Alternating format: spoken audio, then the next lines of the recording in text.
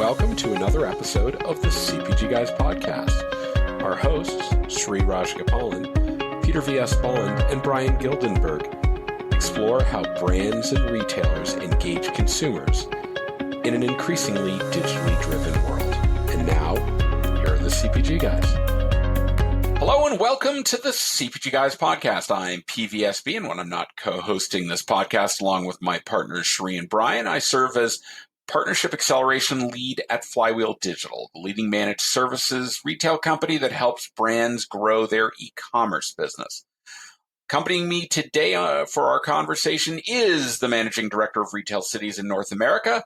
He's also host of the Gildenberg OmniComment LinkedIn video series and the CPG Guys Fast Forward podcast. Please join me welcoming my friend Brian Gildenberg. Hey, Brian, good to have you here. I know we're going to see each other in grocery shop in 2 weeks, but I think you've got maybe one or two other events you're going to go to. How you doing?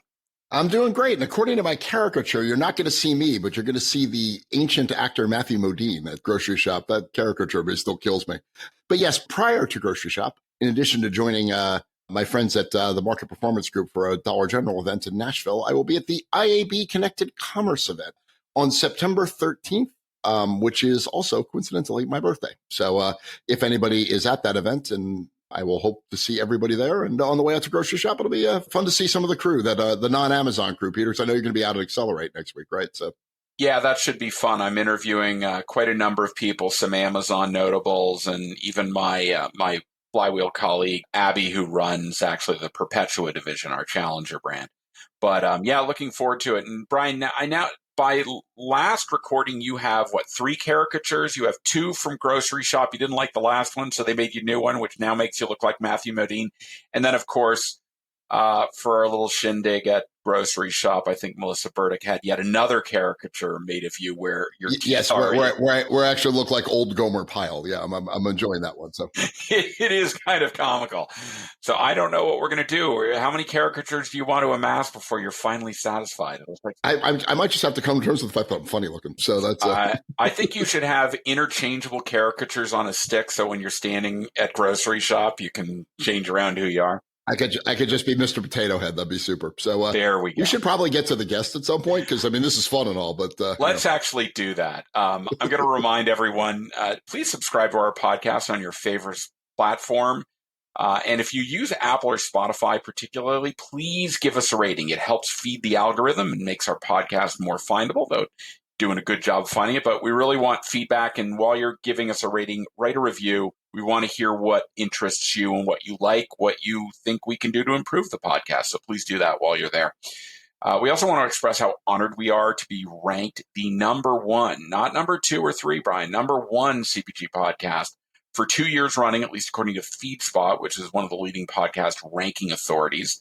And joining us on the list of the top 30 are our sister cast, CPG Scoop, your very own CPG Guys Fast Forward, and the FMCG Guys. And I don't know if you knew this, Brian, we're now ranked by Chartable as one of the top 50 marketing podcasts in the U.S. So, wow, pretty big stuff. That's outstanding. And if you dig into the data on Fast Forward, you know the market that Fast Forward dominates is Trinidad and Tobago. We are kicking butt there. We are. I think you're ranked number 1 in Trinidad and Tobago. This is huge. I'm huge in Trinidad and Tobago. So, how you doing in Liechtenstein? I don't know, but Trinidad, and I know why. I actually have a couple friends there. So, well, there you go. So good. The checks are clearing. That's awesome.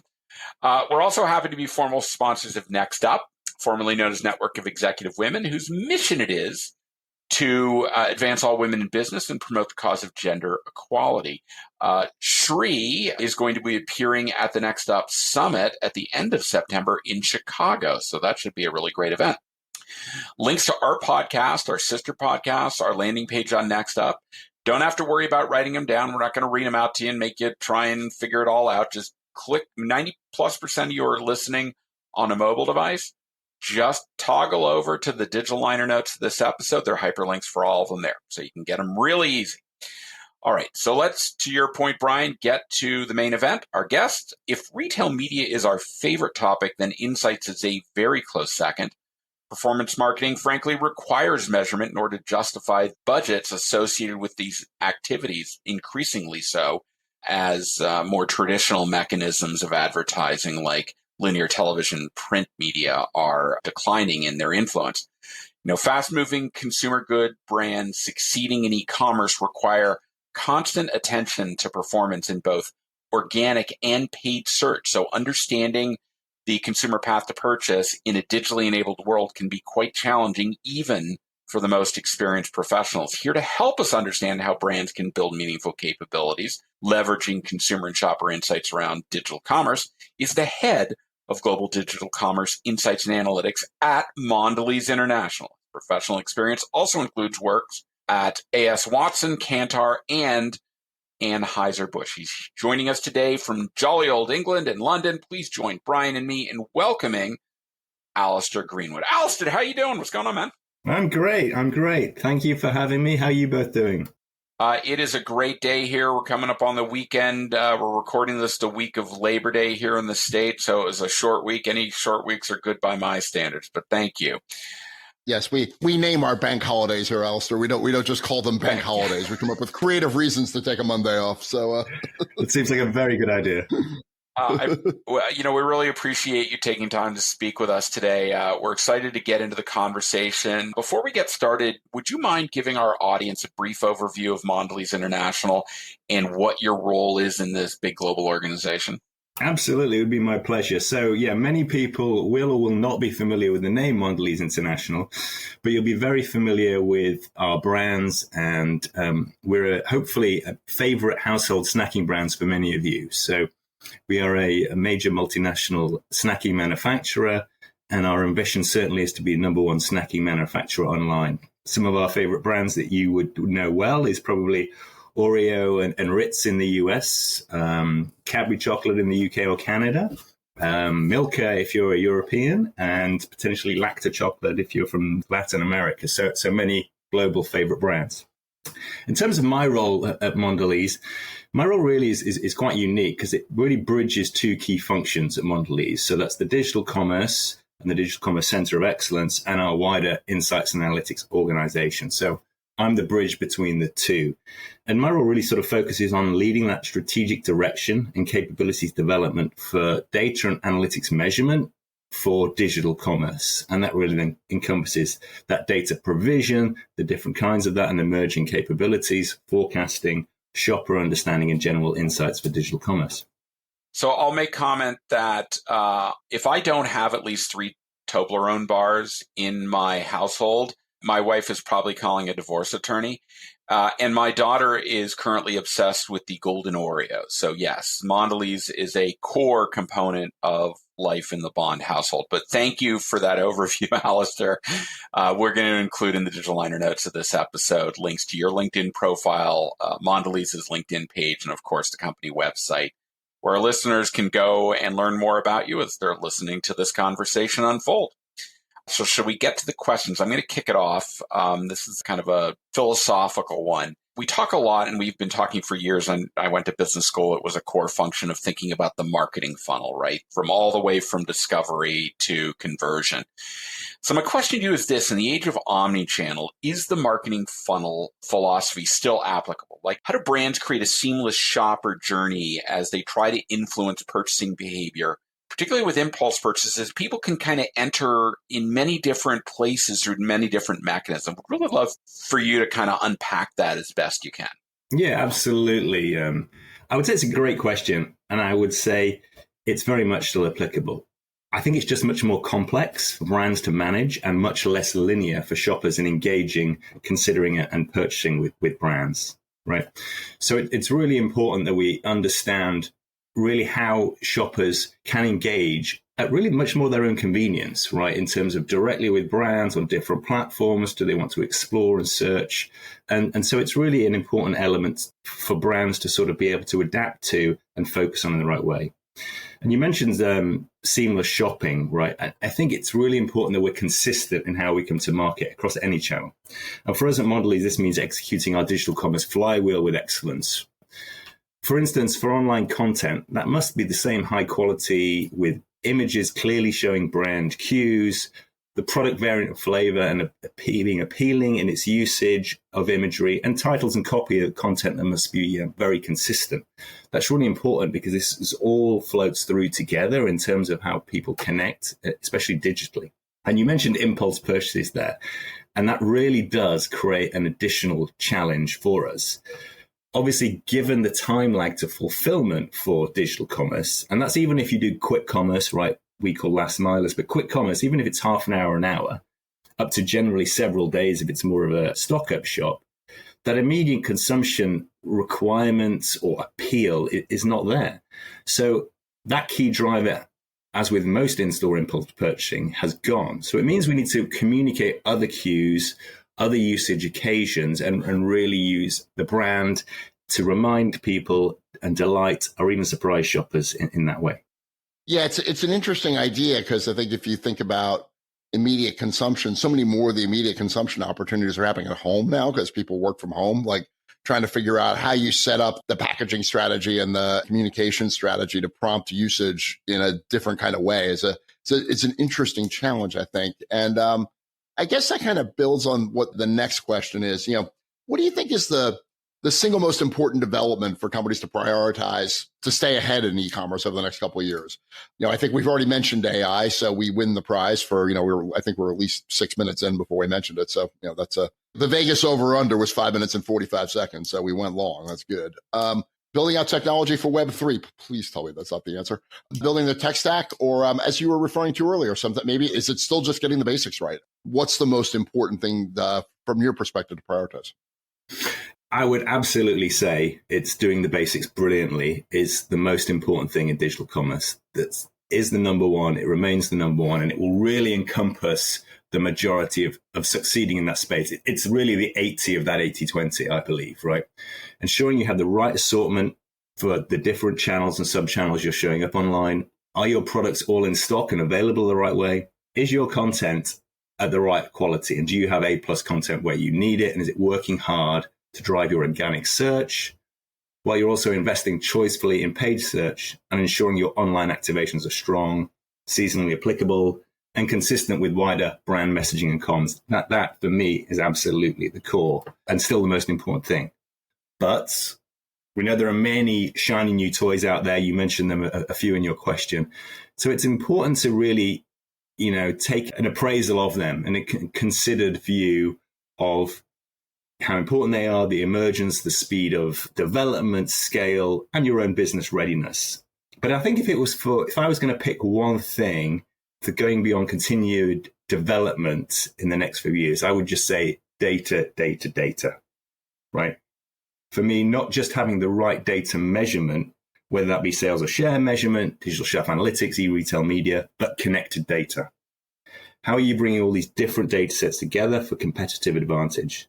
I believe this is the most important area and opportunity for development in winning in CPG digital commerce in the next couple of years.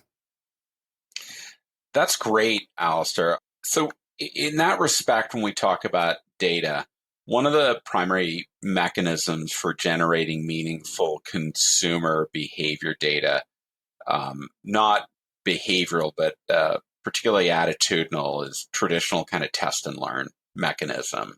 Very tried and true across a market research legacy. My question is this. We used to do test and learns where we take a group of control stores and a group of test stores and we test it at. But now people are making all sorts of different omnichannel decisions. And then you have all these different data sets. It seems like it's getting more complex. How do you instill discipline across the enterprise to ensure that if you're doing test and learns, that the outcomes are being measured in a way that gives you confidence that you understand what the outcomes were? Yeah, absolutely. Look, that rigor still needs to be applied, and that challenge is, increasing, as we say, given those differentiated ways to connect and the different requirements. I think the majority of B2C digital commerce is still fed through that omnichannel place, right? So really store first, store fulfillment. And that then becomes a store-led approach, right? From what that store has to be doing that. Now, that means that it's important for a role like mine that we're still that broader insights and analytics communities are really there leading, owning in terms of that measurement of test and learn, and those success factors and the KPIs dividing that success are clearly laid out and understood. Yet there's an element of differentiation required for digital commerce. And a good example is probably assortment, right? So certainly in omnichannel sense, that assortment is pretty much restricted to what is in store from where it's being fulfilled from, assuming most is being fulfilled from store. But for the likes of things like pure players, right, where they don't have stores, but they have enormous distribution centers, and therefore their assortment is less restricted to X number of SKUs in that store. Or even last milers or quick commerce, who have a much tighter assortment and dealing with much more unique missions. There are different requirements. So really have to be, thoughtful and creative around probably the assortment, right? The assortment that we are offering.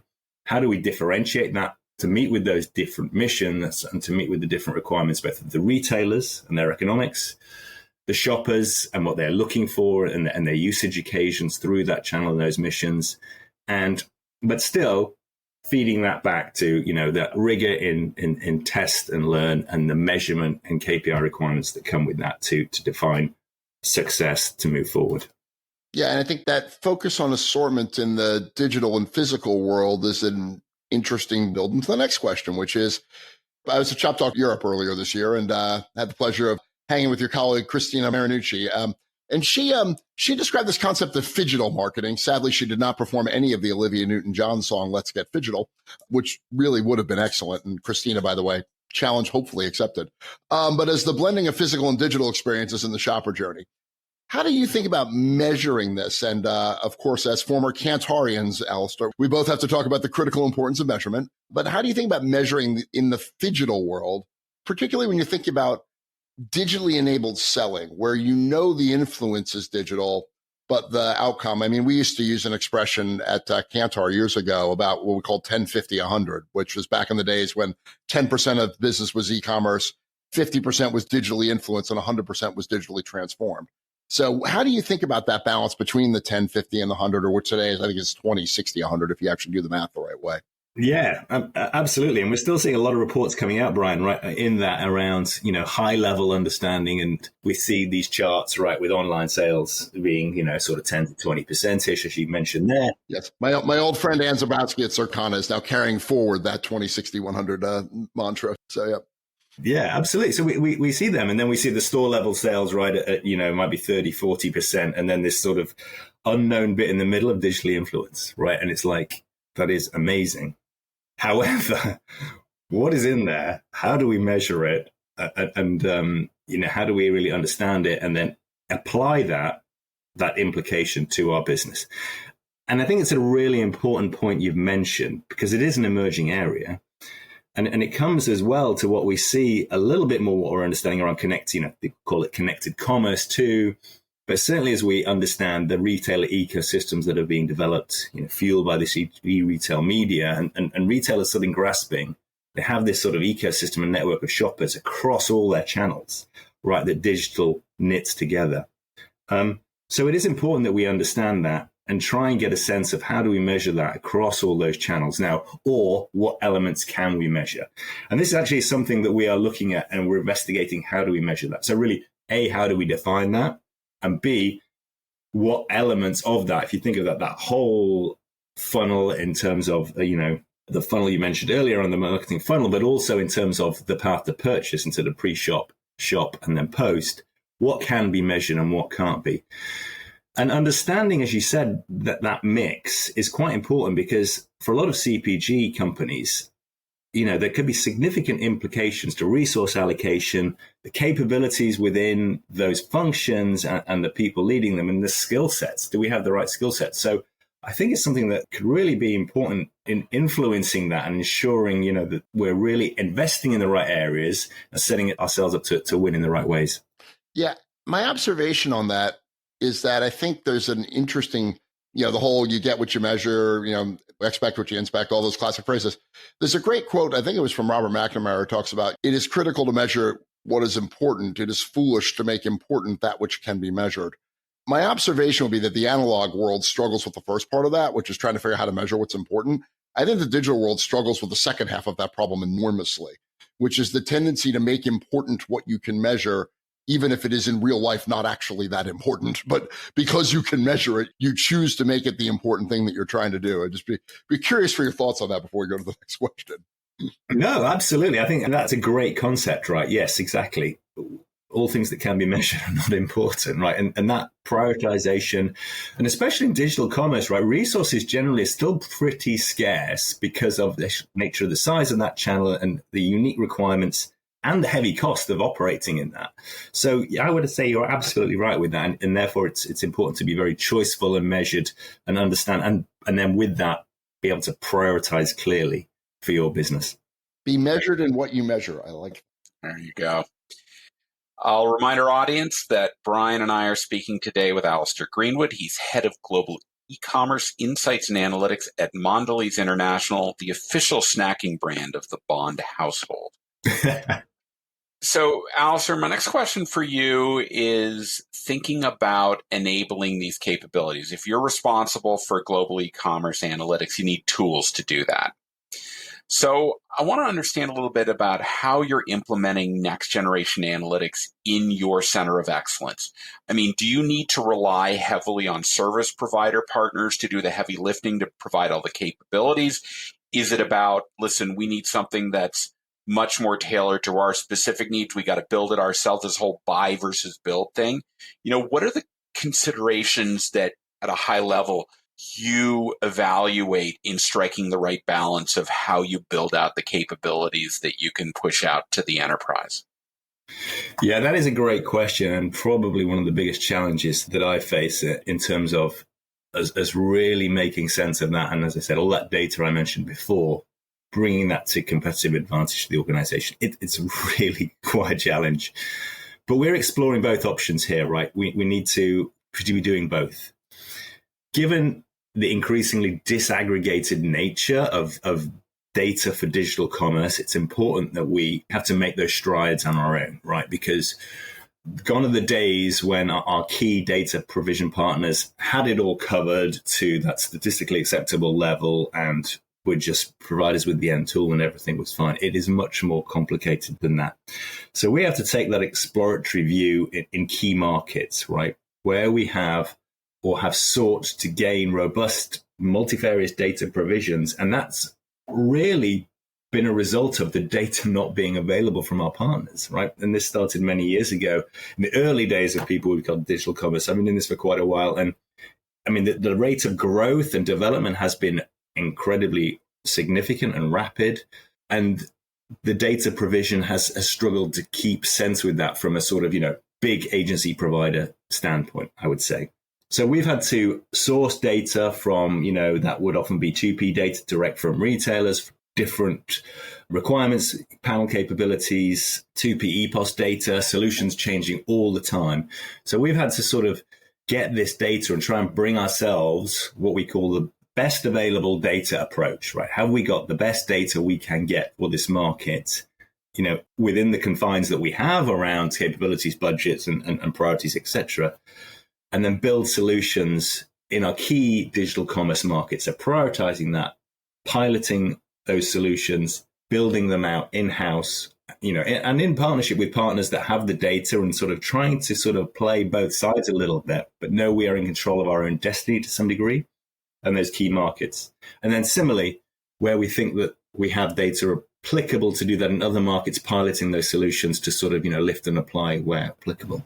Now, this is an area of continual evolution and review, right? It is never standing still. When we started that a number of years ago, we were just really focused on, it was all around omnichannel and Amazon, right? And then we've seen the huge wave of growth across omnichannel with different players getting in that. Pure players growing in all sorts of different markets and taking real strongholds and differentiating themselves. And then more recently, you got the emergence of a quick commerce and that last mile data, right, in these new solutions, especially, from COVID. And that has changed in terms of the breadth of that evolving digital commerce data we're looking to integrate into such systems, but also adding to that complexity. So it's being able to harmonize and integrate these data sets with other existing solutions and data is critical for that measurement piece. But then now, as you said, we talked earlier about retail media and things like digital shelf analytics. How do we bring those all together as well? Because we know they are connecting and influencing, right? What's the causality of that, to be able to assess that scale of importance and then help us understand, well, what's that impact and readiness for our business to drive those decisions that we need. So that's a key element.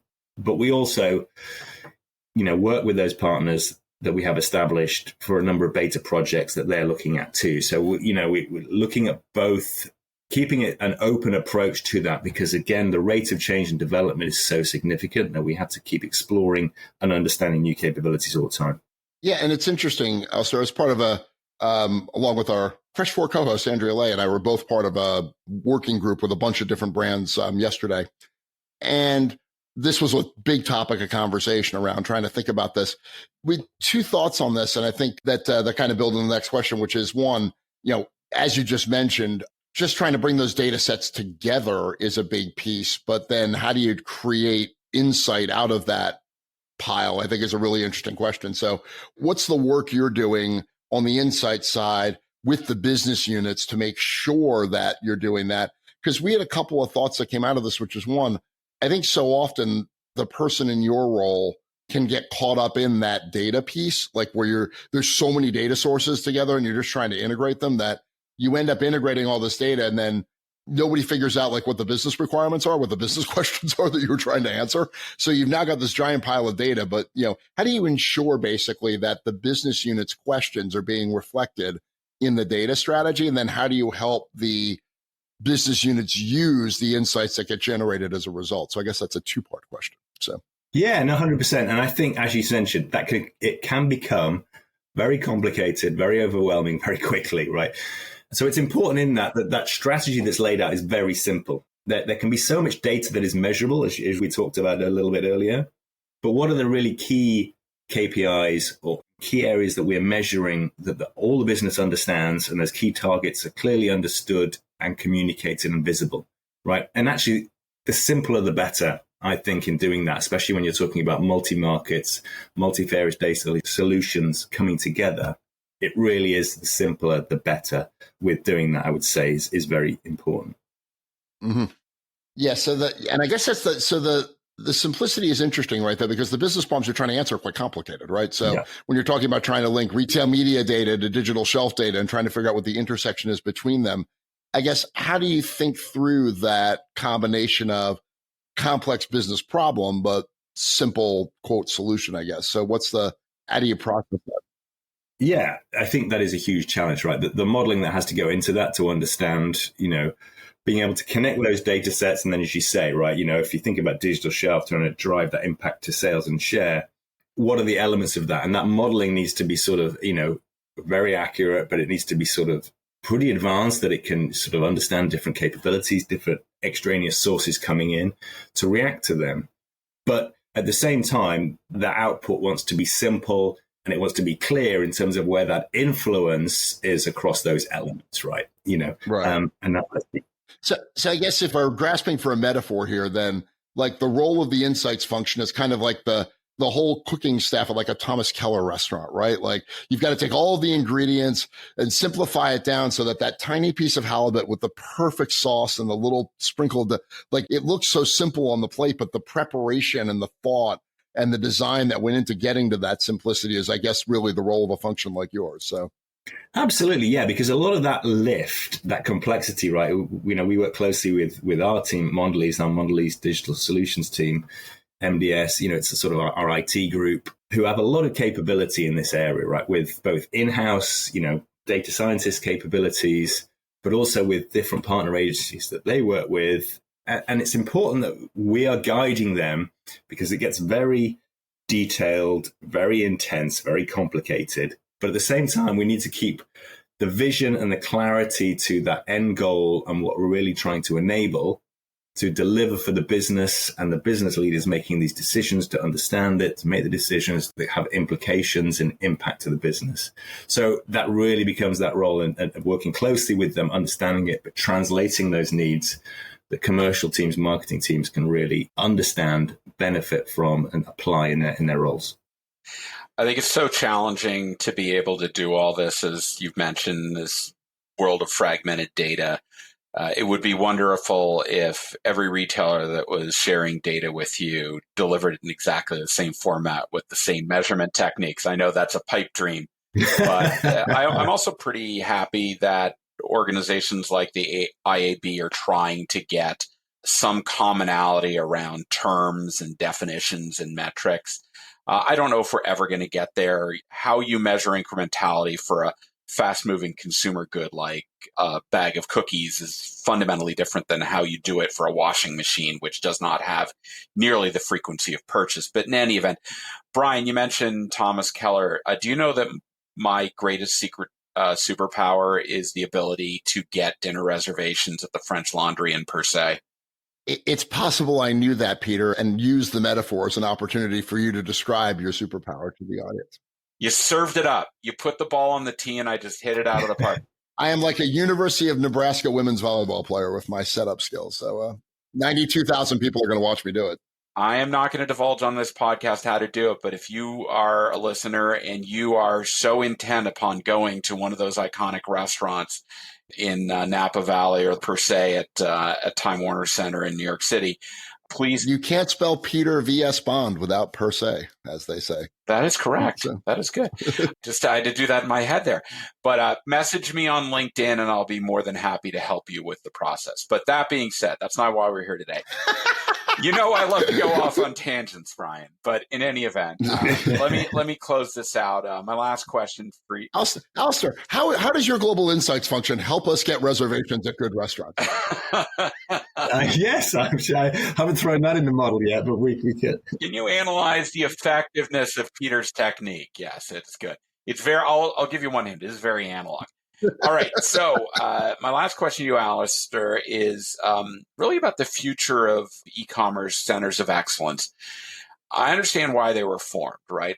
Organizations looking, particularly at the beginning of the pandemic, that weren't up to speed, particularly when I think about perishable food organizations where e-commerce was virtually non-existent in terms of its influence on their entire sales organization. Quickly, they had to ramp up. They didn't necessarily have the skill sets, and we've been talking a little bit about that today.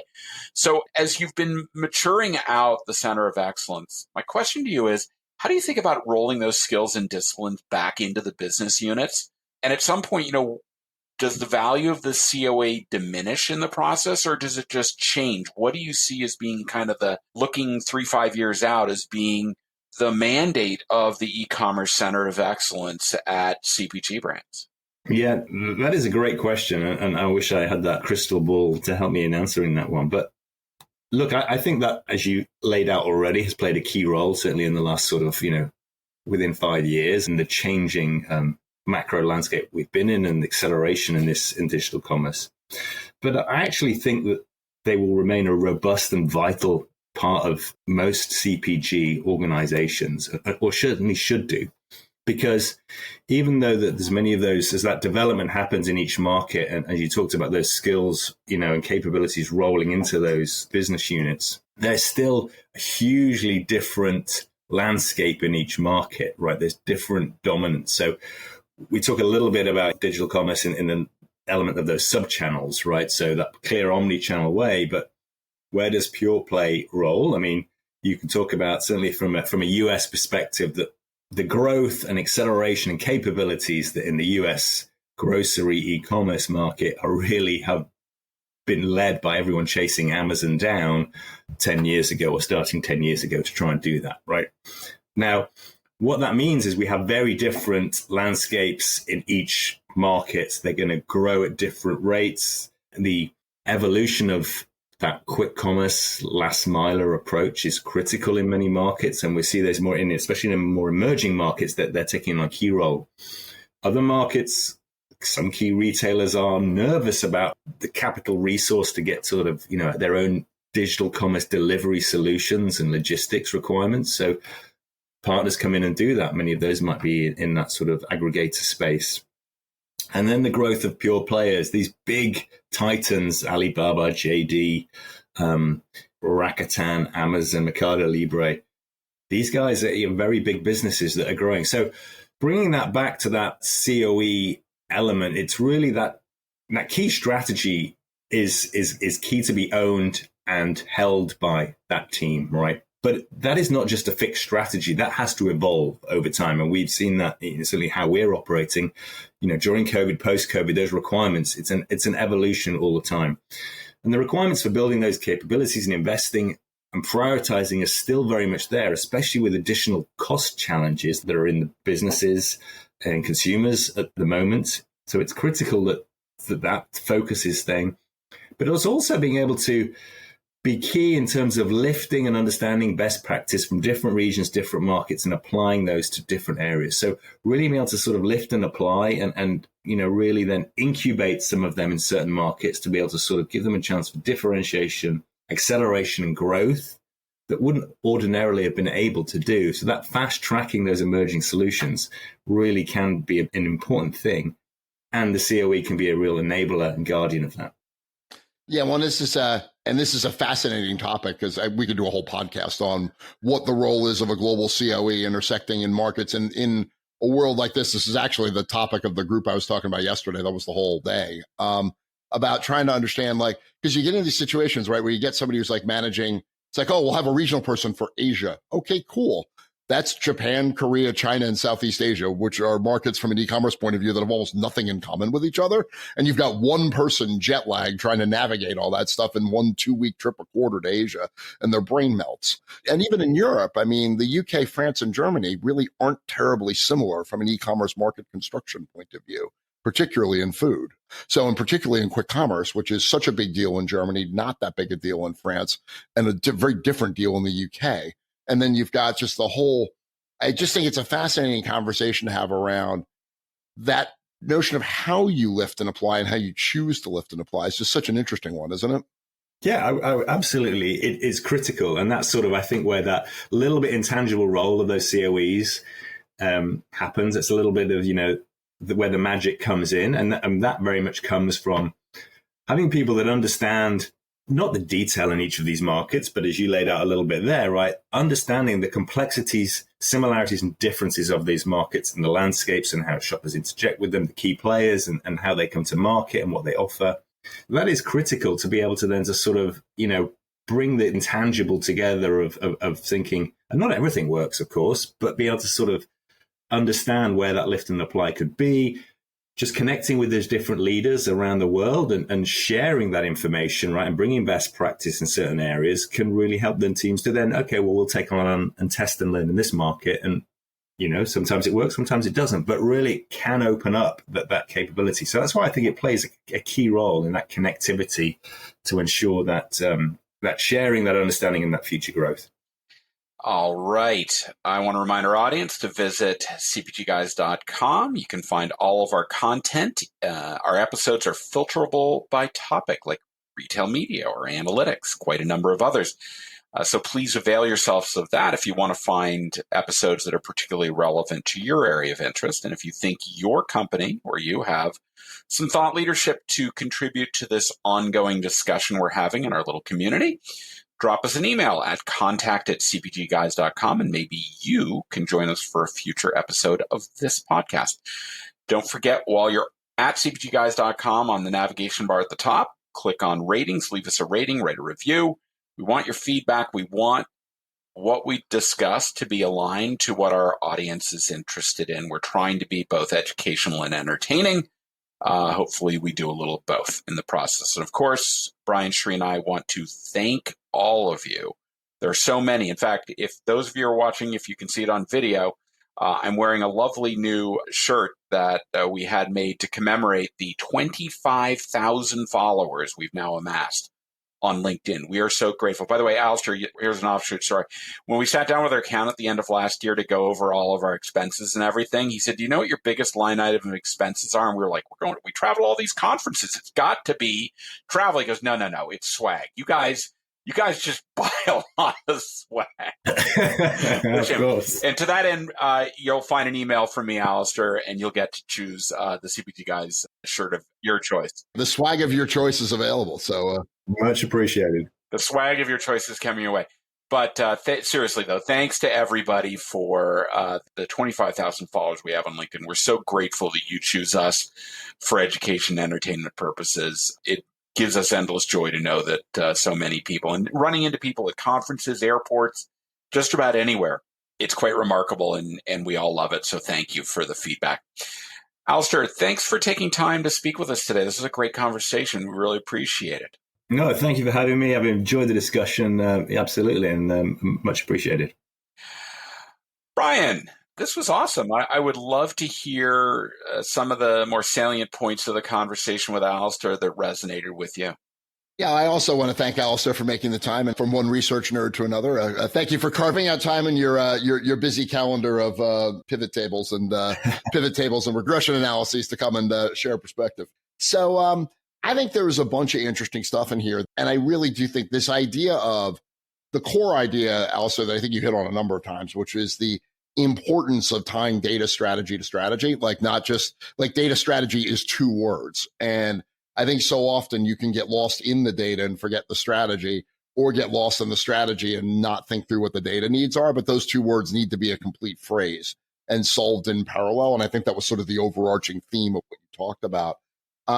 I think the observations on a less linear path to purchase and the ability to measure and navigate that, I think, is a critical role that measurement plays, whether it is, as I told somebody once, it's like, well, it's got a start and an end. I assure you there's a line in there somewhere.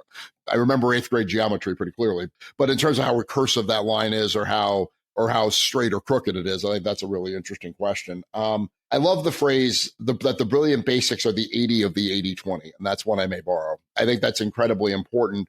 And I think especially in a global COE where your brilliant basics capabilities around the world are going to be all over the map, not just by country, but even by brand. In a multi-branded company, trying to figure out how to balance that is a really big one. I love the emphasis that you put in the early part of the conversation around assortment, and to be choiceful about what the assortment is that you're presenting. I think portfolio strategy is a deeply underrated part of commerce management, and whether that is figuring out what of your portfolio should be where, or what isn't in your portfolio that should be, given the needs of commerce. I think this is going to be an enormous conversation over the next year or two. As once you get the brilliant basics done, the 20 of the 80-20 is figuring out, now what do I do differently based on the fact that the actual trading environment has changed so completely. I love be measured in what you measure. I think that was a really cool concept in terms of really thinking through the balancing of what you can measure versus what you should, and allocating resources appropriately. Peter, I've decided that I am now going to be known. My rap name is not going to be the Notorious B.I.G., but the Multifarious BLG. So I love having the Brits on the podcast because you always come up with one word I've never heard of before. So I'm going to be the Multifarious BLG from this point forward in terms of a great description for disaggregated data. I like best available data, which acronyms to BAD. So if you're ever talking about bad data, it's like, well, it's bad, but it's the best available data. That's what it stands for. So I think, and I actually do think that's a really important concept. I think particularly, Alister, as we well know from our life in the research world, researchers have a tendency to make the blood enemy of good enough to make a decision from. And I think when you're managing an insights team, that's one of the critical things that you've got to be able to bring to the table.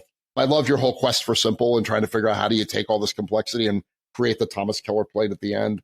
That learn and apply conversation, as I said, is one I think we could have all day about what the right way is to approach the global world. I still remember one of my favorite moments in my life was I was at a Walmart International meeting years ago, and the Chileans were sitting with the Latin Americans. And if you know the Chilean retail market, it has nothing in common with the rest of Latin America at all. It's way more like Canada or the UK. So I literally took the team and I physically moved them to the Canada and the UK table. You've never seen happier people in your life than the Chileans, who actually got to talk to people about a market that was similar to theirs, instead of talking to the Brazilians about a market which has nothing to do with them at all. So they don't speak the same language. They don't run the same go-to-market strategy. Brazil's a completely different place than Chile. Just because it's geographically near it doesn't make it similar. So I just think those conversations, I could spend all day on that stuff. And at Retail Cities, shameless plug, we often do. But hey, Alister, thank you for making the time. Really appreciate it. No, thank you, Brian, as always. Brian, thanks for that great summary. We'll have to unpack it. We'll probably have to make some T-shirts with your new rap name on it. I think that's probably in order. Maybe a yes, the multifarious BLG. And maybe a tattoo in Las Vegas. I don't know. My debut album, Vanilla Thunder, is coming soon. So, but I think we are going to have to get Sri go to Per Se altogether. The great thing is we can do the 9-course tasting menu because they have a vegetarian option. So Sri will not be left out in the dust. But thank you again, as always. Go ahead. I think your hip hop name should be Nilla Wafer, Peter. Nilla Wafer? I think that's true. That's quite appropriate. But in any event, Brian, thanks again for joining me on today's episode. And to our audience, we're so grateful, as always, that you join us for these conversations. We look forward to speaking with you on the next episode of, wait for it, the CPG Guys podcast. Goodbye.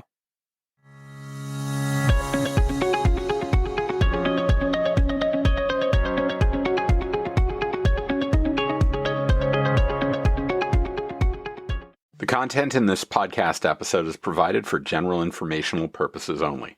By listening to our episode, you understand that no information contained in this episode should be construed as advice from CPG Guys LLC or the individual author, hosts, or guests, nor is it intended to be a substitute for research on any subject matter.